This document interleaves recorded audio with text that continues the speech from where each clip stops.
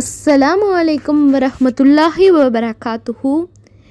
இந்த வீடியோவில் நாம் ஜமாத் தொழுகைக்கு அதிக நன்மை ஏன் என்பதை பற்றி பார்க்கலாம். ஜமாத்துடன் தொழுதால் நன்மை அதிகமாகவும் தனியாக தொழுதால் நன்மை குறைவாகவும் கிடைப்பது ஏன்? ஜமாத்தாக தொழும்போது மனிதர்கள் மத்தியில் நான் உயர்ந்தவன் நீ தாழ்ந்தவன் என்ற பாகுபாடு நீங்குகிறது. நல்ல மனிதர்கள் ஒருவருக்கு ஒருவர் அறிமுகமாகும் நிலை ஏற்படுகிறது. ஒருவர் நிலையை மற்றவர்கள் அறியும் போது இல்லாதவருக்கு இருப்பவர்கள் உதவும் நிலை ஏற்படுகிறது. பலருடன் கலந்து பழகுவதால் இஸ்லாத்தின் தனித்தன்மையை நாம் விட்டுவிடும் நிலை நிச்சயமாக ஏற்படும். அந்த நிலை ஏற்படாமல் ஜமாத் தொழுகை தடுக்கும்.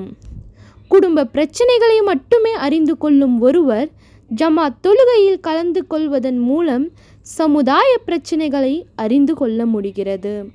நேரம் தவறாமையை மனிதன் கடைபிடிக்கவும் அதனால் உலக வாழ்க்கையிலும் நேரம் தவறாமையை கடைபிடித்து முன்னேற உதவுகிறது.